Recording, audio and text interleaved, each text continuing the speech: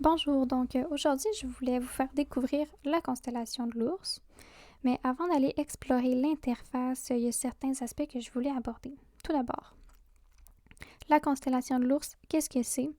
En fait, il s'agit d'une plateforme ludo-éducative qui permet à l'élève de créer un univers à partir d'une mise en contexte, de directives et de contraintes préalablement établies par l'enseignant. C'est une plateforme qui peut être utilisée tant au préscolaire, au primaire qu'au premier cycle du secondaire. Il existe aussi une option familiale. Par contre, je trouve que l'option familiale est beaucoup moins intéressante que les options à utiliser en classe, puisqu'en classe, la plateforme permet aux élèves de se lancer des défis, de travailler en équipe à la réalisation d'un défi et de visiter les réalisations d'univers des autres élèves une fois complétées. Donc, il y a vraiment plusieurs interactions possibles qui sont plus difficilement réalisables dans un contexte familial.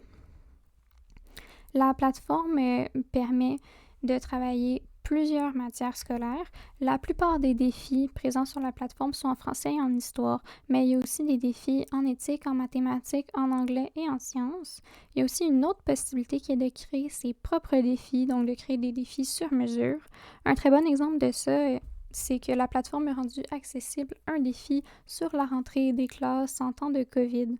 Donc, c'est vraiment personnalisable, puis même les défis qui ont été créés et qui sont sur la plateforme peuvent être modifiés selon les besoins de nos élèves, selon ce qu'on travaille. On peut ajouter des contraintes, modifier le temps. Bref, tout est modifiable. Un autre aspect très intéressant concerne les créateurs. J'ai laissé le logo en haut de NanoMonks. Ce qui est bien, c'est qu'en fait, c'est une entreprise québécoise. Et outre le fait d'encourager une entreprise locale, ça a deux principaux avantages. Premièrement, les défis répondent aux exigences du programme de formation de l'École québécoise. C'est vraiment facile de s'y retrouver. On peut faire des recherches par cycle et les intentions pédagogiques sont toujours clairement définies dans les défis. L'autre avantage, c'est au niveau de l'enseignement de l'univers social, donc de l'histoire. Il y a beaucoup de défis qui concernent les sociétés iroquoiennes, algonquiennes, Micmac, la Nouvelle-France, bref, beaucoup de contenu sur l'histoire du Québec. À ce moment-là, moi, j'ai trouvé que ça devenait un peu plus compliqué quand j'ai découvert qu'il y avait deux interfaces. Donc, il y a une interface d'administration, donc où l'enseignant peut créer des classes, ajouter des élèves, créer des défis, faire des corrections, des rétroactions. Bref, c'est vraiment tout le côté gestion. Et la deuxième interface, c'est le jeu, qui est très très simple d'utilisation. Par contre, je vous déconseille de l'utiliser sur iPad ou tablette parce qu'il y a beaucoup de défis qui demandent de l'écriture. Donc, c'est plus facile d'utilisation avec un ordinateur puisqu'on a le clavier qui nous permet d'écrire. Donc, maintenant, je vais vous montrer un peu l'interface enseignante. Donc, ici, on a nos groupes, nos élèves, nos défis. Bref, ce qui nous intéresse, nous, c'est le catalogue des défis parce que je veux vraiment vous montrer ce que l'interface nous permet de faire et de créer. Donc, moi, j'ai déjà mis des filtres, donc primaire, deuxième cycle, histoire, langue d'enseignement français. Donc, on peut voir nos défis ici. On va choisir ce défi-là, ici. Donc, on a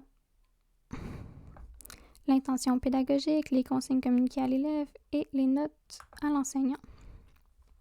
Donc, on peut presque tout modifier. Là, la seule chose qui n'est pas modifiable, dans le fond, c'est l'intention pédagogique et les notes à l'enseignant. Sinon, on peut modifier le temps. On peut mettre un mode narration, la taille de l'île, qui peut être modifiable.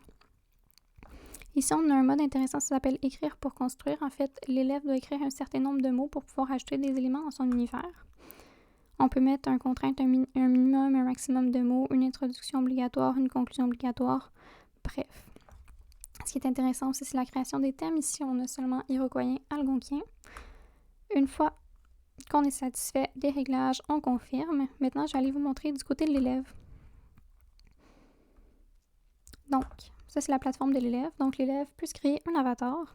Il peut avoir accès au contenu qui a été réalisé par les autres élèves de son groupe. Et il peut aller voir ses défis. Donc, j'avais déjà commencé ce défi-là ici, que je vais vous montrer. Donc, qui était notre défi de tantôt. Donc, si je veux réviser les consignes. Selon les consignes qui te seront remises, représente une nation amérindienne vers 1500. Donc, l'enseignante va lui dire de réaliser soit la société iroquoienne, soit la société algonquienne. Insère quelques éléments appartenant à une autre société amérindienne dans celle-ci. Note ces erreurs sur une feuille que tu me remettras par la suite. Parcours les îles de tes amis et essaie d'identifier les informations erronées. Tu peux les noter sur une feuille et valider si tu as bien repéré tes erreurs.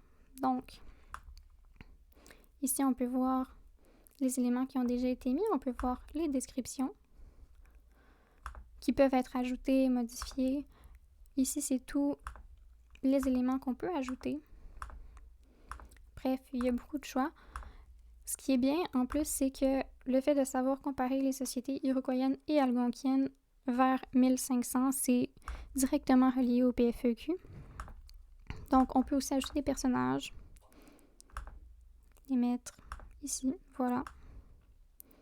Bref, lorsque l'élève a terminé, il soumet et il peut par la suite aller visiter les univers de ses camarades. Bref, j'espère que ma présentation a piqué un peu votre curiosité. Je vous invite à essayer l'essai gratuit de 20 jours. Sinon, vous pouvez consulter le guide d'utilisation pour enseignants à la page 22. Il y a vraiment beaucoup d'idées d'activités qui sont facilement réalisables. Sinon, au niveau du catalogue des défis, vous allez pouvoir voir la panoplie de défis offerts. Bref, je vous laisse là-dessus. Bonne exploration.